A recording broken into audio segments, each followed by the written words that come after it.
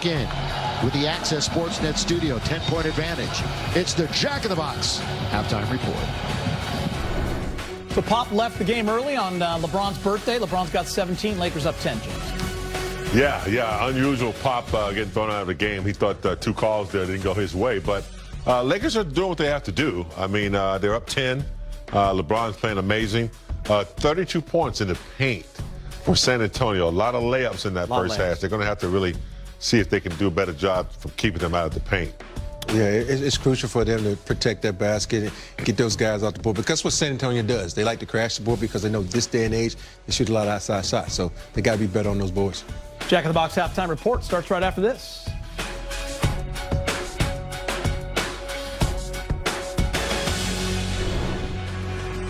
Hello again. James Worthy, Robert Ory. I'm Chris McGee. Jack in the Box halftime report. First road trip of the year. Let's get you out to San Antonio. For sure, John Ireland said on the radio broadcast. Weird game. Weird play. All right, there we are. 63-53. LeBron with 17. AD with 12. Schroeder with 11. Lakers shooting 53%. As Big Game mentioned, points in the paint for the Spurs, 32. More to come on the Jack in the Box halftime report. LeBron dropped 13 of his 17 in the second quarter. Lakers lead the Spurs by 10.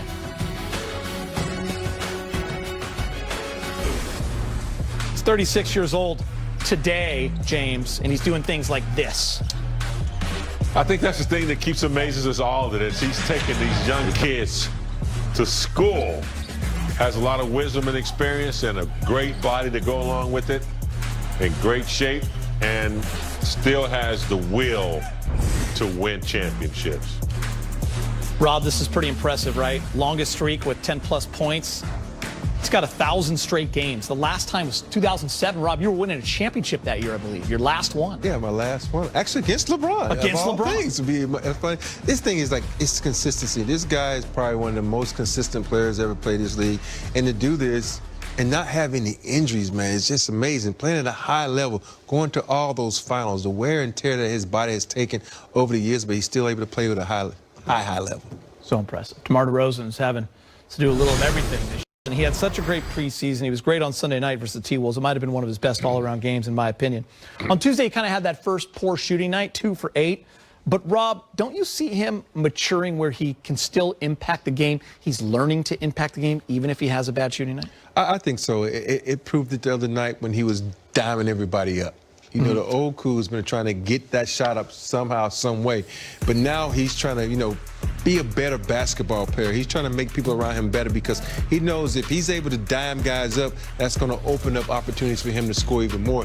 So with him having that ability to see guys now, it's going to make him an excellent basketball player. And his consistency on the three-point ball is a lot better than it was last season. So I'm happy to see him healthy and learning the game at a great clip. Yeah, I don't want to put the bounce-back game just on Kuz because I think the entire Laker team needs a bounce-back game after the way, they lost to Portland. But what do you want to see just from him tonight? Big game. Well, Kuz is the type of player where I agree with Rob. I like his improvement. He's been patient, and I like where he is right now. But the thing about Kuz, he's shown that he has tremendous talent. Now, he's not going to be allowed to stay in this mode. He can show good glimpses of games like he did the game before the last game they lost. Great game. AD was out. He comes in, fire. But, he's not going to be allowed to stay in that mode. He's going to have to take a big breakthrough and become, really consistent, night in and night out, which he has been. He's playing really good defense. He's picking up on other aspects of the game. So he's doing exactly what he's supposed to be doing because there's a lot of expectations out of him, especially after signing the contract. All right, guys, tip-off minutes away here on Spectrum Sportsnet. KCP had it going the other night, 14 points, making 4 of his 5 triples. Keep it here. Take your shot. It's next. Spurs head coach Greg Popovich spoke with the media and gave the birthday boy a little love. It's a tribute to both his intelligence level and his tenacity, his character, his commitment to excellence. And you combine those things and you get what we see in LeBron James after all these years. He looks pretty much like when he first came into the league.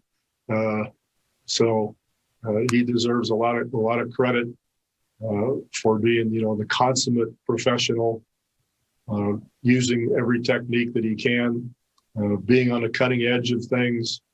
So his mental state, along with his physical state, really makes him very special, probably more than anybody who's ever played the game. Well, let's bring in the insider, Michael Bresnahan. He's at home working virtually. Brez, kind of weigh in here on Pop and LeBron's relationship. They've, of course, had some epic battles in the finals.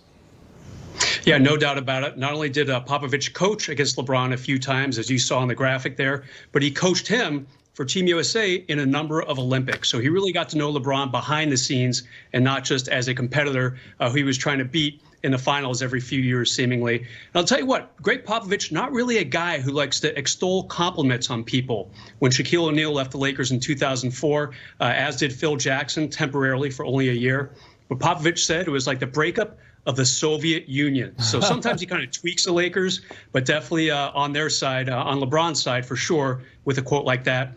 And by the way, before you let me go, Geet, a great stat sent to me by Noah from Lakers PR. This is the first time the Lakers have played back-to-back games on the road, non-playoffs, since they played the Hawks in 1965. That's not the Atlanta Hawks. That's the St. Louis Hawks. St. Louis Hawks. How about that? St. Louis Hawks. That's before either of you guys over here. A long time ago. Long time ago. Brez, we appreciate you, buddy. Good work. Enjoy the game, Brez. Don't say it, Rob. Come on, Rob. Rob was about to say I was St. on that Louis team. Hawks. Brez coming in with a dime right there. All right, brought to you by your Southern California Toyota dealers. Buddy. You're just going to pick a Laker you think is going to impact this game. You're going to tell us how, who, big game. What do you got? Well, after playing almost 38 minutes last night, you expect AD to really put up big numbers. Only 6 of 14 last night. The one thing that really stood out, only 2 attempts at free throw line. Normally when he plays that many minutes, he gets to the line, anywhere from 10 to 15 times. So I think he's struggling with the defense. They're sending double teams at him a little bit. He's trying to look for the pass. I think tonight he's not going to be thinking as much. Make you move quicker before the defense can figure it out and get back on track. He normally doesn't have back-to-back subpar games, so expect him to be a little aggressive early in the game. Who are you going with, Rob? I'm going Marc Gasol. We had just jumped on the Gasol bandwagon, like, oh, this guy's a great passer, but then he comes out and he doesn't have a good game against Portland. So I'm hoping he has a bounce-back game. We always use that word, bounce-back. I guess because of basketball, we want to bounce the ball and whatnot, but I'm hoping he can be a good passer, a good rebounder, but more importantly, a good defender, because they need that tonight. Allie Clifton. You going with Trez? I am. I'm going with Beast Mode, who's a little bit quiet the other night against Portland after dominating to start the season. And especially being on the road, you need to utilize that depth, and he can be great at that coming off the bench. What are you looking at, Robert? Is it raining outside? Oh, please. Allie didn't pick the birthday boy? It's got to be raining outside. I know. I can't believe nobody picked the birthday all the time for you, Rob. I'm like, she did not pick LeBron on his birthday boy. Gita's favorite part of the show. Who you got, Gita? Thank you for asking, James. Obviously, LeBron is the obvious pick, but I'm not going to do it. I thought you were. I'm not going to do it. I'm going a little different. I'm going Kentavious Caldwell-Pope. There's a sleeper. He's been playing good. KCP going to fly under the radar. I think tonight the game is the night he goes for 4 threes. Good pick. I think he has 4 threes. I think he has about 18, 19 points. Good pick. And I think he's going to have a good game. I really do. Wow. I can't believe none of you guys picked LeBron. I was about to say the same thing. None of y'all picked LBJ on his birthday. I guess we've gave enough love. Well, we gave the whole show, pretty much. We gave him enough love, right? You remember Shaq 61. You were on that team. Yeah. You know what's funny about that 61? We didn't care if we won or lost that game. We just wanted to get him as many points as possible. But we won the game. You were playing the Clippers back then. Hey, it doesn't matter. And he was mad because they wouldn't give him extra tickets for his family, so he decided. And we're back, moments away. Spurs versus Lakers, first road trip of the year. Most points scored on the birthday. It's Shaq with 61, Dominique 53, and LeBron back in 2009, 48. He doesn't need to do that anymore, big game, but still you see the offense starting to go up for LeBron. A couple games with 22, the blowout he had 18, and then 29, a season high, just 2 nights ago. Yeah, hopefully he won't have to play that many minutes where he has to drop, more than 35, 40. But yeah, he can get his offense whenever he wants to, especially if he has his little jumper going. Yeah. That's one thing. I wish I'd have had the chance like we gave Shaq to play on my birthday where they can just feed you all day. Yeah, but most points I ever scored on my birthday, 0. 0. Never fun. We'll be back here at halftime after the break. Back to Bill and Stu. You got a summer birthday. Don't listen to him.